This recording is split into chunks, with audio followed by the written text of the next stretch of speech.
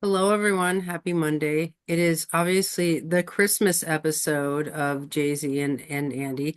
Lumiere was supposed to be with us, but he has something going on. He cannot be here. So it's just the two of us, which is perhaps a gift from the universe. I don't know.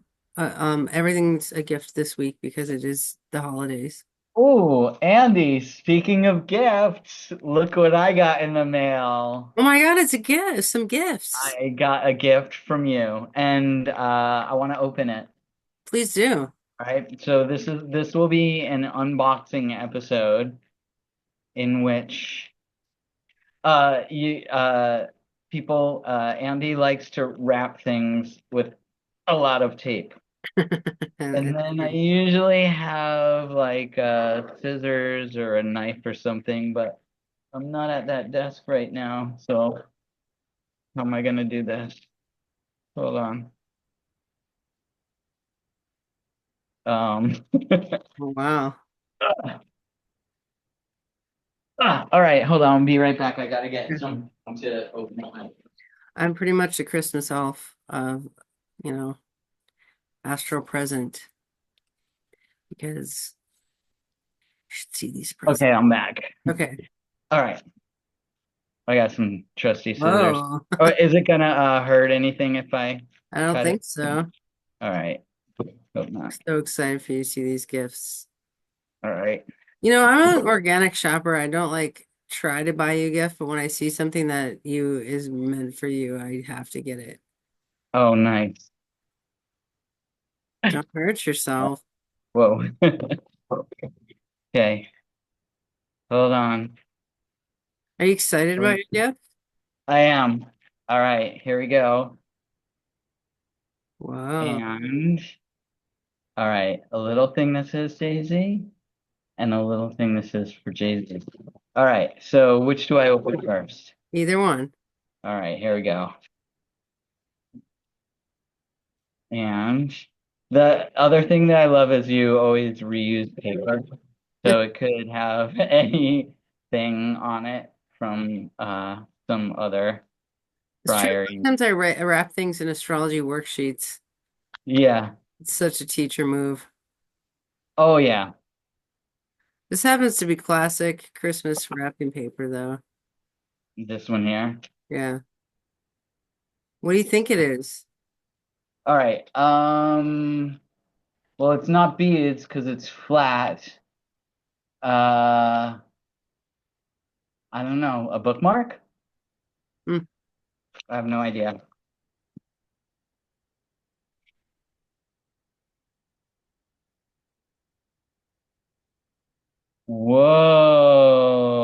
Whoa. Isn't that Sticker cool? Euphoria. Yeah, that is cool. Oh, Because that's a cool sticker. people always talk about gender dysphoria, and it's like I love gender euphoria. It's like you're just like stoked Oh, about your gender, whatever it is. yeah, nice. Oh, that's excellent. Yeah. There, Um, I'm feeling gender euphoric right now. can I tell you a story about getting that actually? Yeah, yeah, tell I me. was like walking through Crafty Wonderland and I just saw it sitting there. I was like, oh my God, I love this because AU that prefix is actually Greek. It's like AU, like AU daimonia is like good, the Hmm? state of having a good daimon or good spirit guide or whatever. But euphoria is like Greek. It means carry, ferry, like being carried into a good state is what it means. Um, Anyway, but I just was like, so I love that word. And I saw the sticker and I was just like, oh my God, it made me think of you in a way because I don't know, just because it's cool. And so then I hear my name. I was like, Andy? And I look up and it's one of my astrology clients who had talked to me about their art and like how they make art. And we discussed it and it was their booth. Oh, that is so Isn't cool. that cool? Oh, nice. Nice. Oh, I thought you were at a store and just now getting at the craft fair that you were at and you had a Yeah. thing. Oh, that's so awesome. Crafty Yeah, that Wonderland. oh, that's really good. Yeah. Oh, that's so awesome. Oh, thank you so much for getting that for me. Yeah. Yeah. Oh, that's amazing. Also, like, yeah, I can't imagine many stores that I would go into around where I live that would have a sticker that Yeah. said gender And euphoria. I hope you don't mind the gift because I know you're not super like talkative about gender stuff a lot. So I know that I hope it's not like outing you in any way, but I just liked the euphoria and how it was a play on like dysphoria because people are always acting like gender dysphoria is like all you hear. So like I thought from a memes perspective, it was like super powerful to be Oh like, yeah. No, I love it. I'm not into being gender dysphoric. I'm definitely into being totally, gender. I feel like gender dysphoria is a meme. It's like suggests that the only thing you can be about Yeah, your gender is dysphoric. And I'm like, what if you're yeah.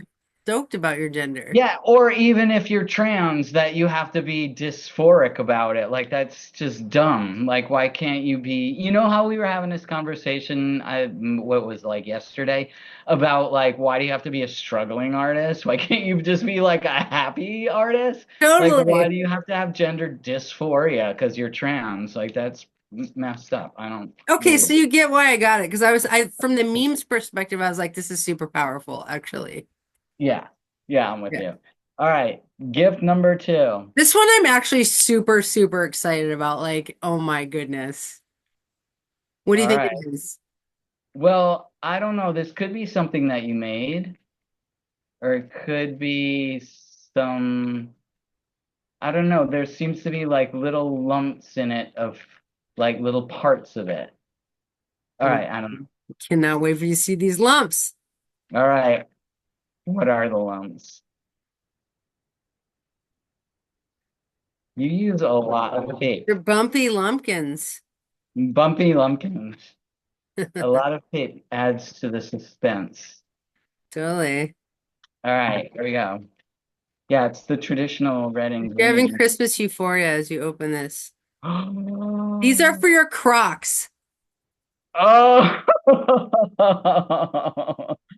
oh yeah. Oh, I love you got blessed. That's amazing. Yeah. Uh, Jay-Z notes and a moon. Oh, nice. Wait, there's a word for them, croc bling. What do you Yeah, call it? they're like Croc. I can't remember what they're called. I forget. They're flare for your Crocs. Oh my God, I've never actually worn any flare on my Crocs. Oh my Although God. as you know, I do love wearing Crocs.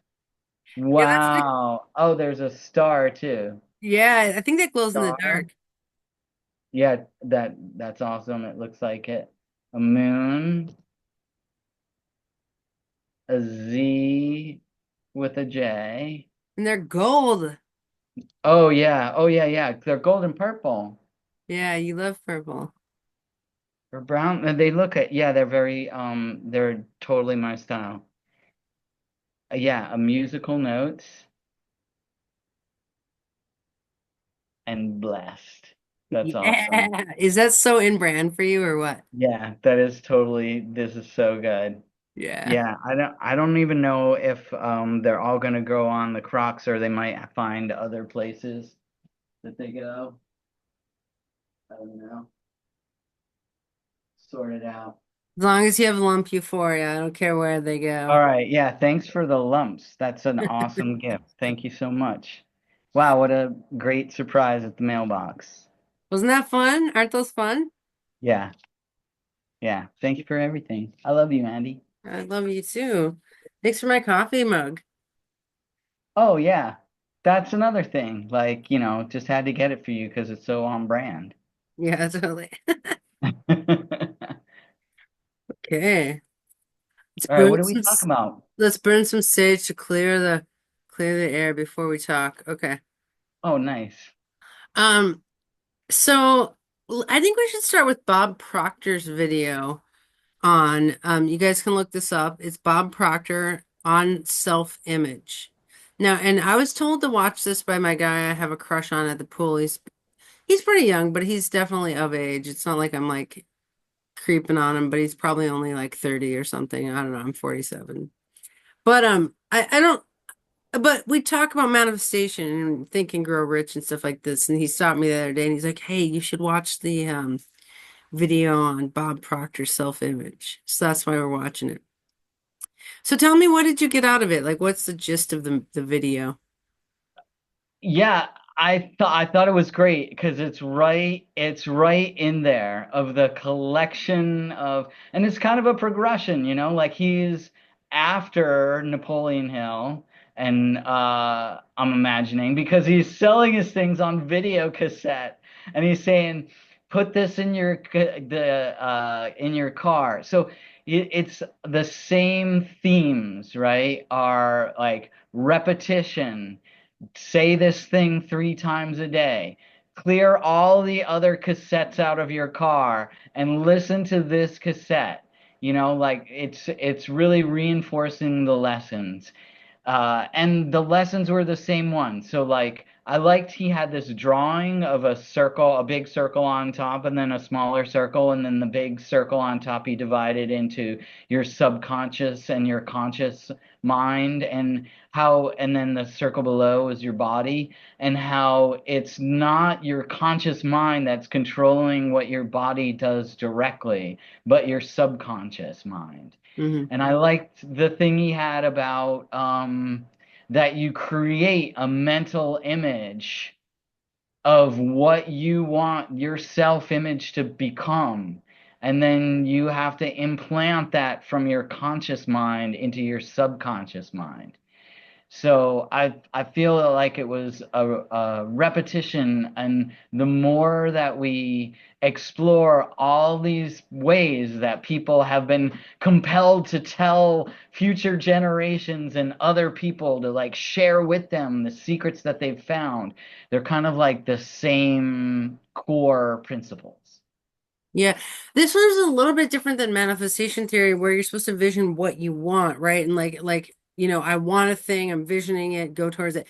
But he was talking about your general self-image, like he was saying that you have this trajectory, and like planes will like veer off course and then they go back onto course. If they veer off course, they go back onto course. And if you have this self-image of yourself, when you veer off of it, you'll go back onto it, right? So you want to make sure that the image you have is keeping you on this amazing course. Like for example, let's say like I recently had like a little bit of a schizophrenia episode, just a little bit, right? If my in my mind I'm a schizophrenic who can't function, right? Then it's like that was me. If I did anything normal, I would veer myself back to this like schizophrenia who can't function picture. But because I'm an artist, I am I run a production studio, and sometimes I have a tiny bit of like delusional thing, just a tiny bit. Like so in my vision, I'm actually sane and running a production studio. And if I have any schizophrenia, I veer back onto sanity. You know what I mean? Like it's like as opposed to if I imagine myself as this like schizophrenic mess up, you know what I mean? It's like then if I had any schizophrenia, I would just keep veering into schizophrenia. You know what I mean? It's like I keep thinking of that. I was just like you can veer yourself right back into in line with a beautiful vision no matter what happened. It's kind of like that baseline we talk about a lot in Course in Miracles of like a serenity baseline or whatever. You can make a baseline of a beautiful image that you then veer back to no matter what happens. Yeah, I agree with that. And I like the way that you pointed out the distinction that like what he is trying to get you to do is to create the self-image as the winner, like he says, the winning you, like the successful you, because that's the thing, like everything that comes from that, the money, the car, the relationship, the like whatever it is, transforming your body into what you want it to look like any of that comes from you becoming the self-image of you that you most prefer.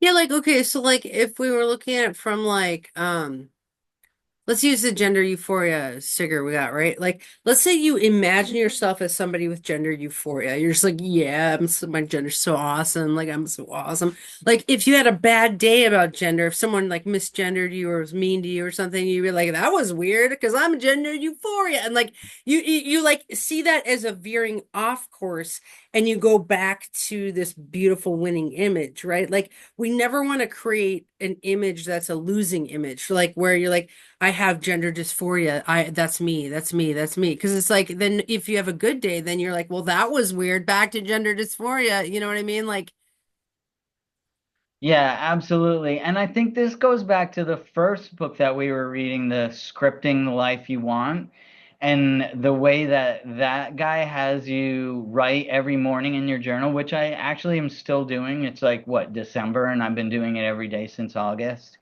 That like really that or every day since, well, anyway, whatever, whenever it was. Um yeah, that it's in writing those things down. I'll just pick out one of them, like I'm respected and rewarded at work, right? It's like if anything weird happens at work, I don't think like, oh my God, my boss hates me or I'm gonna get fired or whatever. I think like, oh, well, I've convinced myself that I'm always respected and rewarded at work because like that's who I am. And I write that to myself that that's who I am every single day. right. Yeah, that's, I guess this is like really explaining why the scripting is so important because you want to create this vision so that everything that happens that kind of is an obstacle to you gets dropped away really quick and you go back to the winning image, right? Like, as opposed to holding it. Like, I have a friend right now who's having a hard time and he keeps calling himself a loser. He's like, I'm such a loser. I'm such a loser. And like, the manifest for me is like horrified right now because I'm like, oh my God, the image he's creating is that of a loser. Like, stop doing, like, I'm just like, stop doing that. So it's actually like life or death to me. It's like, as a manifester, I'm just like, you're killing yourself with that image. You know what I mean? Because if you do anything winning now, it's like back to being a loser. It's like it actually is life or death, actually. Yeah, it is really creating the life that you want Yeah. and whatever that looks like. Yeah, Yeah. totally. Like, and it's like with my bead business, because we were talking about manifesting the bead thing. It's like I'm not sure what vision I should create around that, like the winning, what is the winning image around that? Like, I enjoy running the bead shop. I have an active, lively bead shop. I'm constantly dealing with beads. Like, it's like you want, like what you and I are working on a lot is like molding and shaping the correct winning image that it's like what would be a winning image there? It just so happens that I went to the beach thing and I made $130. Okay, that's the reality of it, right? Now, how do I fit that into a winning image? Like, what is the winning image that we then fit in that information to?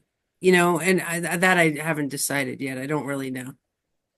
Well, I can tell you one thing that I do when I haven't figured out how to mold my thing yet. I go blah blah blah, fill in the blank is easy and fun for me.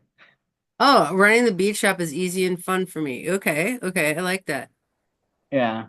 Okay, okay, that makes sense. Um, Yeah, like I could be like the bead shop spans space and time. Like, because then like today I was thinking about starting an Etsy shop, and it's like the bead shop is ubiquitous and everywhere. But see how there's so many different winning images I could create that it's kind of like how to decide on one and like what does that look like? And maybe that's where I need a vision board around the bead shop or something where it has a bunch of visions, all of them good.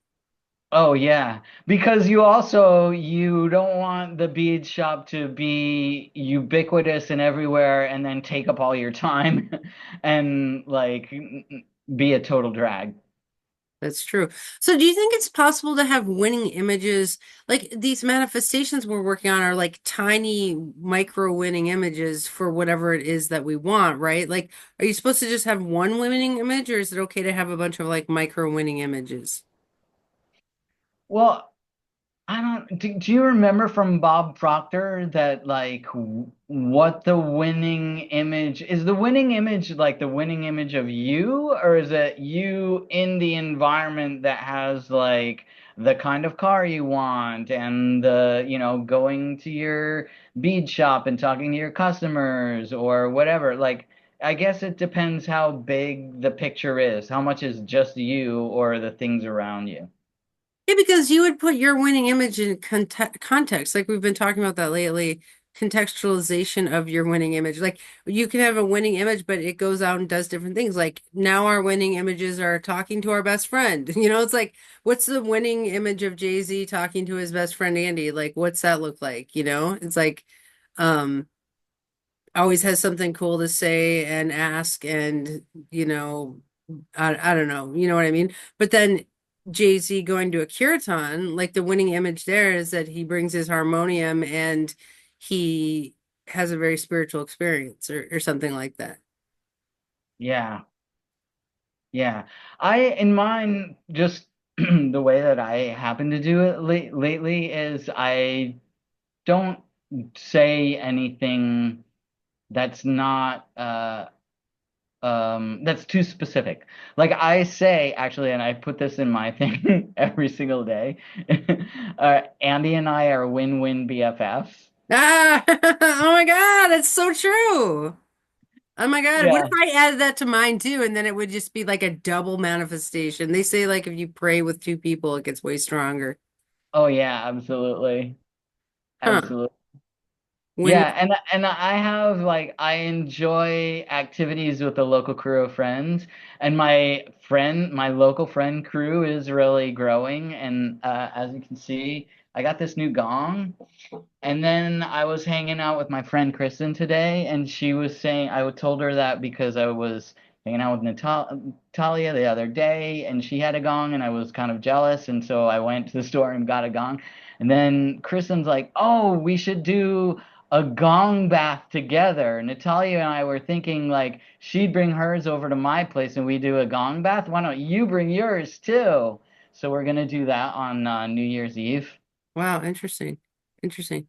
Yeah, I mean, I think whatever you and I watch, we kind of expand upon it, right? Like we don't just watch Bob Proctor and be like, okay, we like then think about it. And we're like, so I think I want to say that we can create hundreds of winning images for ourselves in every occasion we go into, right? Like it would be like rising to the occasion or rising in the occasion. Like you never want to create a losing image of yourself as you go into any job. Like, so when you go into work, you could be like, I'm respected and rewarded at work. Like, that's a winning image there.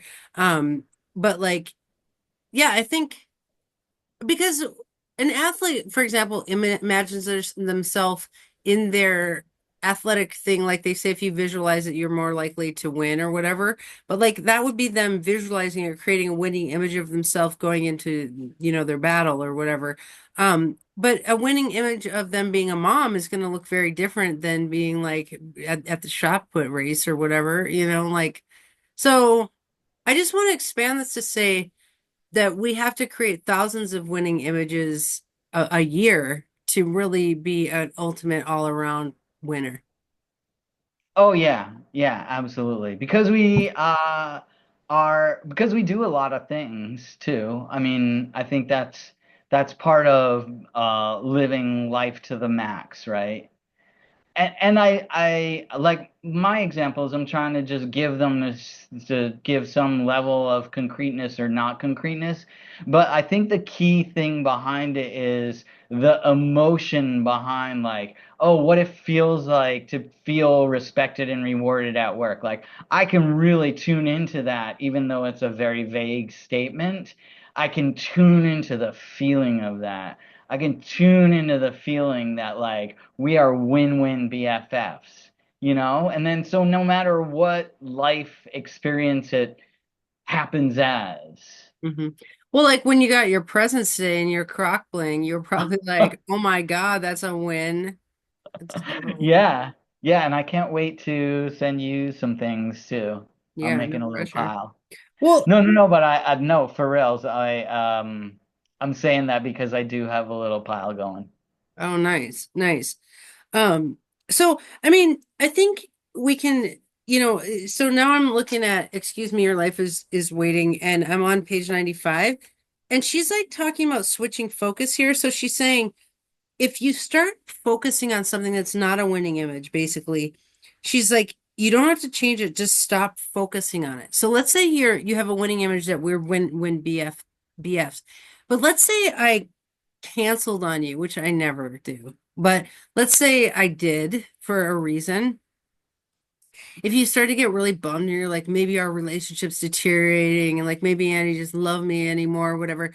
What she says is you're not supposed to focus on that negative thing and go back to the winning image. Just like refocus, like, because if I think we were talking last time, she said if you focus on anything for 16 seconds, you start manifesting it. So her technique is if you go off the winning image, get back right to it. What do you think of that? Oh, I 100%. Yeah, that sounds legit. Absolutely. So, but do you think there's any benefit in processing? Like, what if it did hurt your feelings that I canceled on you? Like, don't you think there's a benefit to processing that? Well, yeah, I guess, but processing it, but not dwelling on it, right? I mean, because so here's the other thing too. Like, if I've said to myself 1,000 times, Andy and I are win-win BFFs, then like one time of like something happens that gives evidence to the contrary, just like it's just such a blip next to the mountain of the other stuff that it's easy to talk about it without like being like all wrapped up in it being like so important, you know? And then it would be easy to be like, oh, dang, I thought for a second we weren't win-win BFFs because you canceled on me. Interesting. Interesting. So if something veers us off course from our winning image, whatever it is, we just don't want to dwell on it. If my bead shop doesn't sell that much on Etsy for a week or something, like I'm not gonna be like, oh God, my bead shop sucks.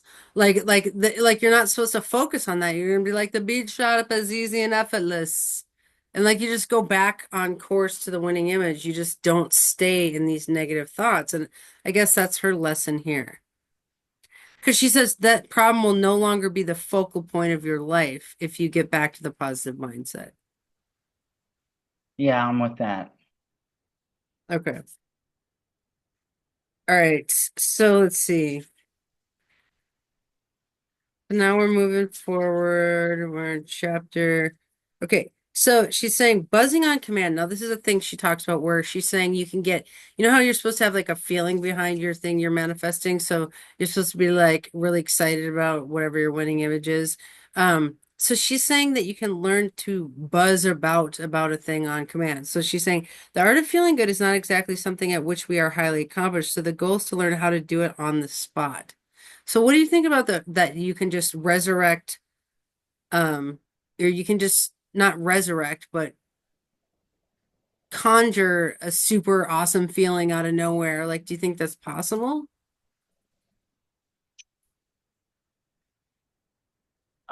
Do I think it's possible?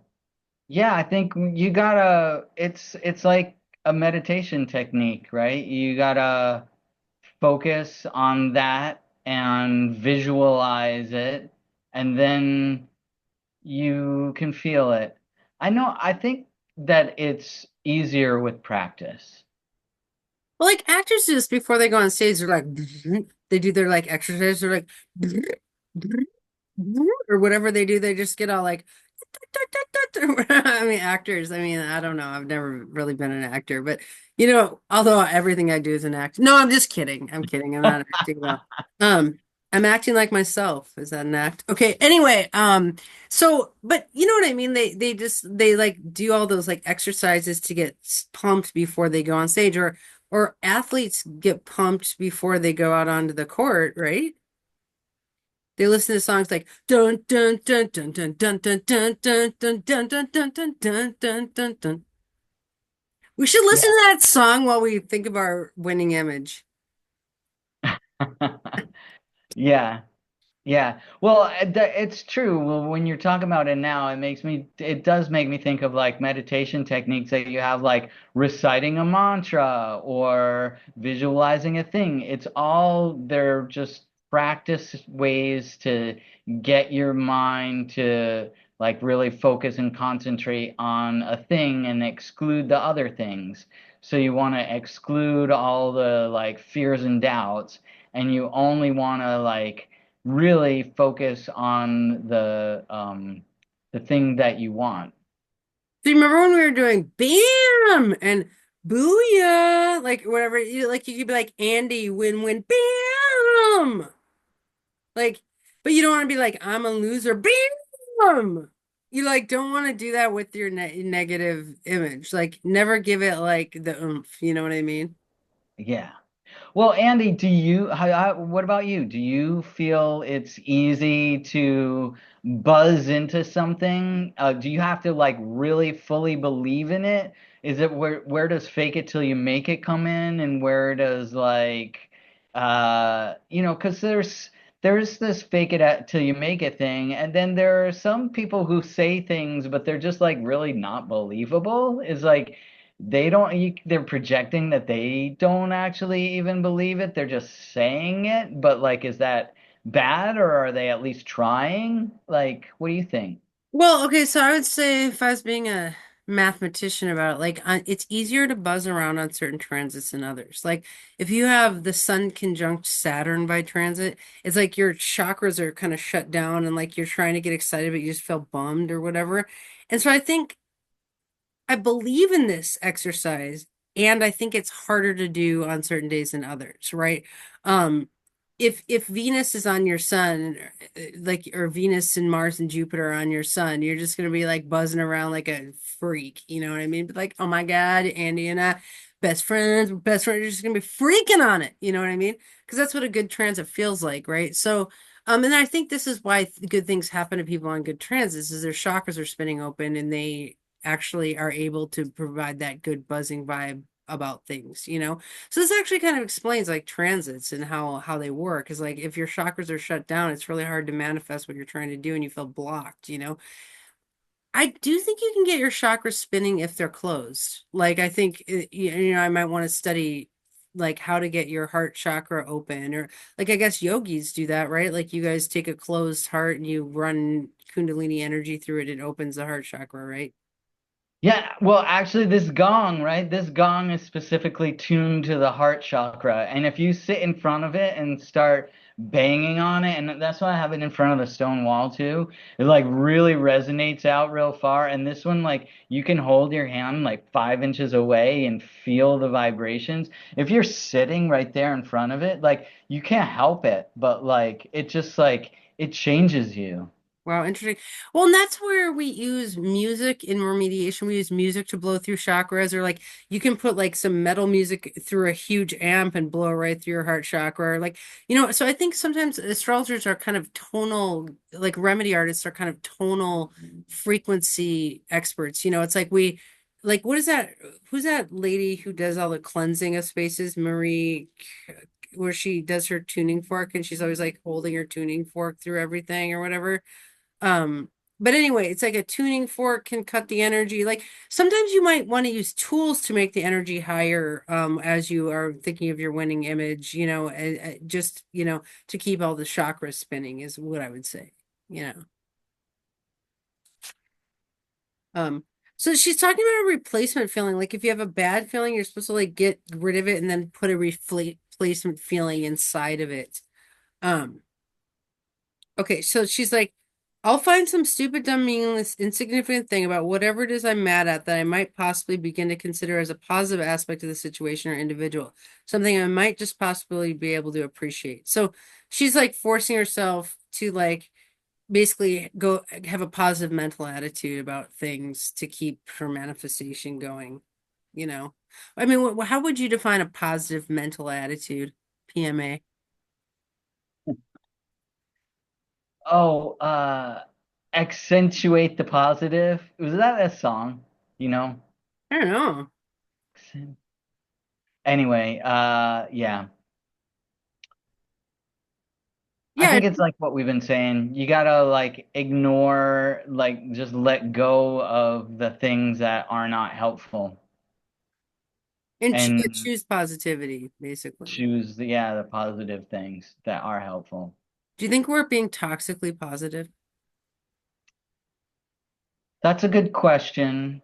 Um, I think that we're not advocating for like willfully ignoring uh things that need to get dealt with. However, in the being able to focus on creating a world that you want to live in, right? So if you're creating a world that you want to live in by having, an awesome self-image, then that's great. But if it's like back to even like what you mentioned yesterday, Maslow's hierarchy of needs, right? Like if the basic ones aren't being met, you can't ignore them and focus on self-actualization, right? So you do have to take care of stuff like, chop wood, carry water. Yeah. Well, and as a healer type chart, like what I've noticed works with people is like say they're being excessively negative, you kind of go there with them and you're just like, yeah, everything sucks, like the world's just horrible, like you're better, I'll be like, are you in a band called Constant Lamenter? Like whatever. And like you kind of like joke with them and like go, oh, like it's horrible. And then you're like, what if? And then you kind of like go to the positive side, but you kind of have to like there's a video about this when toddlers are really mad and they're having a tantrum, you're supposed to like get in their face and yell equally with them. Like you're just like, ah! And then they calm down. They're like, because they feel heard basically. And so I feel like you have to hear the lamentation and the gnashing of teeth, like you have to hear it and acknowledge and validate it. And then you like move them through it to a back to a winning image. Yeah. Yeah, I think that's true. So maybe that's how you avoid toxic positivity by acknowledging that's not the only thing that exists, but also insisting on focusing on it. Yeah, totally, totally. It's like a transmutation, right? Like we don't just sit there with them and be like, yeah, everything sucks. We like transmute that into something way better. Okay. So she has a list here. She says there's victim mode, flatlining mode, and turned on mode.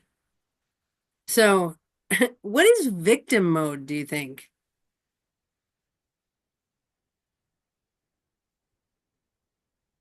Oh, victim mode is the thinking that you are not in charge of your own destiny. Yeah, and that's a third chakra thing. It's like your third chakra isn't strong enough. Your chakra that's all about like your will and your willpower. And like no, that you actually are in control of your own destiny and what the world around you looks like. You're either allowing it to be not what you want or you're transforming it into what you want. Well, but the third chakra also has that other flip side of like, and accept what you can't change, right? So, like, accept, like, following your own will and accepting what you cannot change, like, that I think is the opposite of victim. Yeah. I think victim mode, I would say to add to what you're saying is like when your winning image is a like woe is me image instead of a winning image. So you're like, woe is me, everything happens to me. That's my image of myself. It's like then like you get a speeding ticket and you're just like, woe is me. I got a speeding ticket. Life is so horrible and like just another horrible thing. So it's like it's a woe is me image. But like if you're like, I'm a winning person, I'm awesome, you get a speeding ticket, you're just like, oops, that was weird. Oops, I won't be speeding anymore. Like, I gotta keep getting better or whatever. It's like victim mode is a way of thinking and interpreting things where everything is like an attack on you and like it's just like it's like carrying around a negativistic mind's view of and then it filtering everything that happens through that negative mind. All right, so you're saying a losing image. Pretty much. I Right think. on. All right. Losing image, no thank you. Yeah, no thanks on that. Flatlining mode. She says, in the flatlining mode, we're neither down nor up, just bumping along on second-rate gas. We're not flowing our energy to anything, and we're surely not attracting anything. In flatlining, we're not only living the results of our own erratic flowing of energy, but of that of everyone else's. So that's interesting. Like if you're not manifesting and you're not manifesting, you're just being inert and just Makes me think of this guy I know who like sits at the bar and he's like really charming because he laughs a lot and like everyone at the bar likes him, but he's like literally moving no mountains in his life. He sits there and chats. You know what I mean? Yeah, it's feeling to me like it's like floating around in the ocean, and then you're just going wherever anything takes you, like, a speedboat goes by you and you get bumped away by its wake, like they're going something, and then you're just like bouncing around because they happen to go by you, and then, a shark bumps into you, or, like, yeah, you Well, it's like wash up this on makes the me think of shore. people without goals. Like you and I were kind of like this before we started our manifestation journey because the first thing we had to learn to do was say, I want this, I want that, my goal is this. Like we were just kind of like, I don't know, what's God's will for me? I mean, God's will is a good will, but like just like what's the world want from me is kind of like this, just like it's not bad necessarily. It's not ruining the world around you. It's not ruining your life, but it's definitely just not getting you anywhere higher. Oh yeah, absolutely. I 100% agree with this. Like before we started consciously manifesting, I mean, part of what I was trying to change about my life was I was too accepting about like, whatever happened, and I was fine. Whatever happened happened or whatever. But you're right. It's like I didn't get a feeling that I was living to my potential, like, or being able to achieve my highest goals or good or purpose or anything.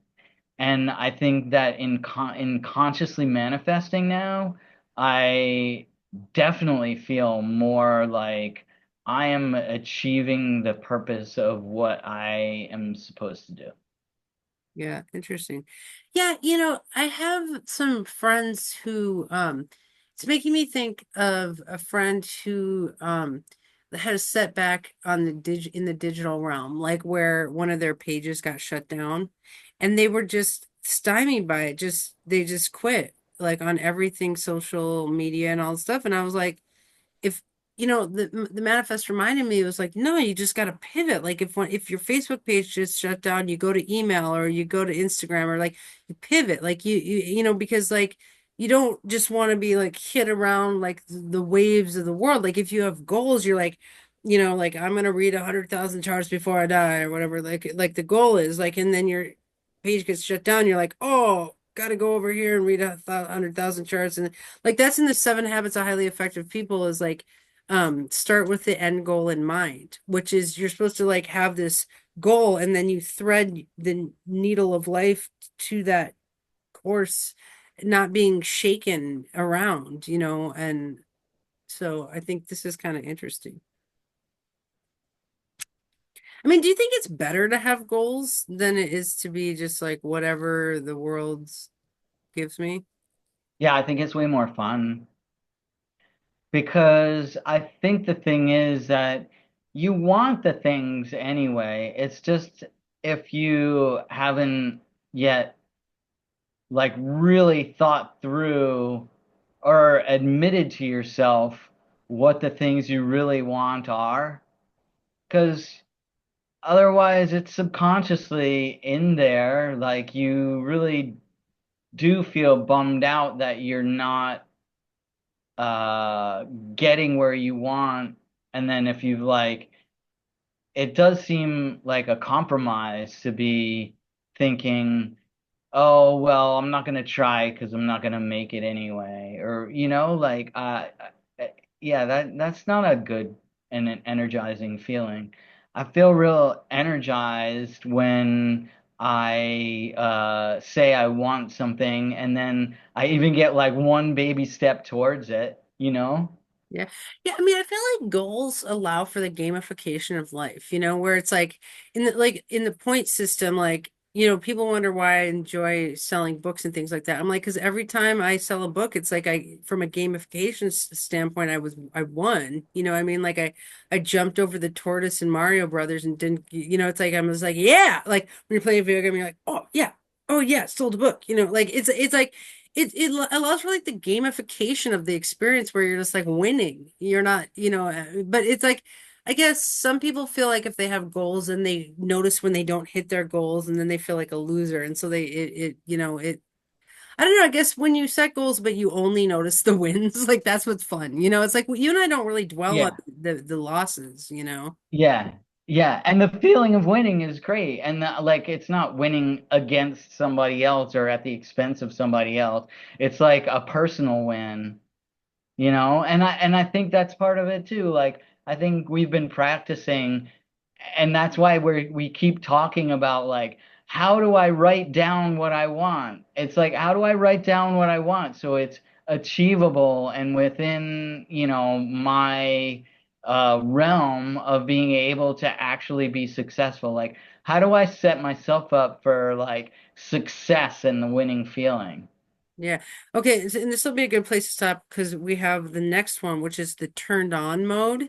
So it's like, I Hmm. guess, she says, now you're up, you're on, your high frequencies are no longer attracting the negative vibes of others. You're filled with the pure positive energy of well-being, vibrating in harmony with your expanded self, flowing positive energy out and pulling positive events in while being wrapped in unsurpassed safety and security.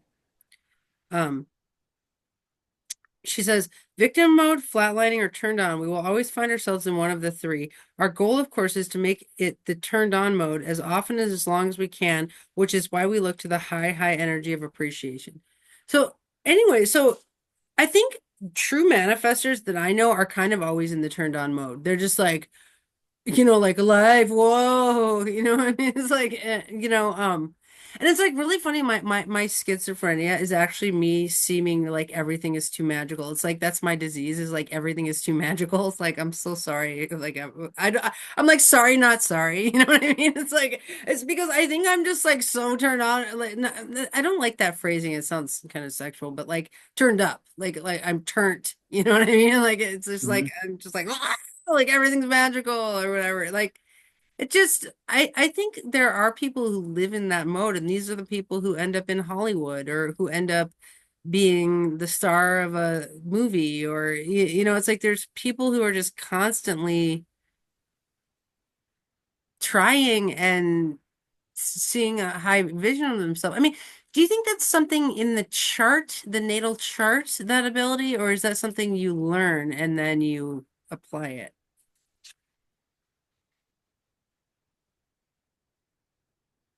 Well, I would have to say, as an astrologer, that some charts are more inclined, it seems, towards having that kind of energy. But and at the other hand, I'd also say that during certain transits or certain planetary configurations, it's probably more likely or easier to have that feeling. That's so true. Because like my chart has a moon square Neptune, which is the overly magical chord or whatever. And like I'm not always like that. Like sometimes I just have a normal day. A lot of times I just have a normal day. But like Jupiter is backed up onto my moon square Neptune and Mercury's on it right now. So it's like super triggered. And I'm just like, oh my God. Like everything's magical. God's sending me like guys at the pool and like it's just like whatever. Okay, I'm sorry if I hurt anyone with my magicalisms, but like it is right on time to the chart, and it's no chart is magical all the time. They come in cyclically. Like Fern, one of the most magical people around the Moira Press, has a Moon Neptune conjunction, and and whenever she has transits to it, she's like always like God's giving her messages and stuff, and like I can say that because she talked all about it on the show. I mean, like she's totally publicly, a magic and miracles person.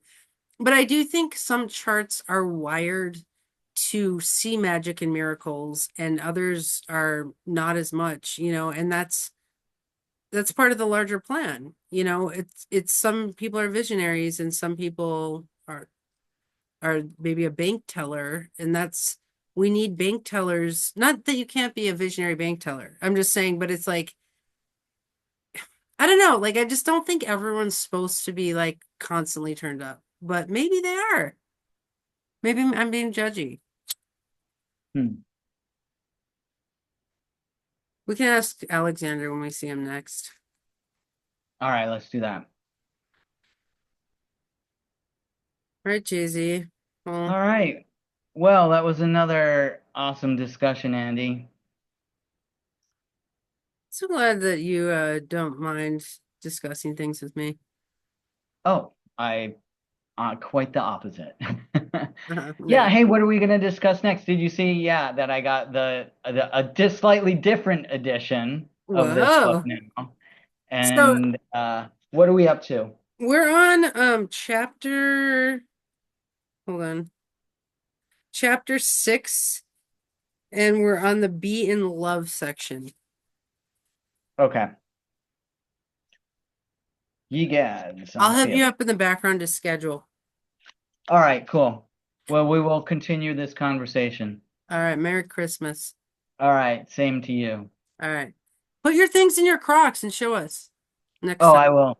Okay. Well, yeah. Bye.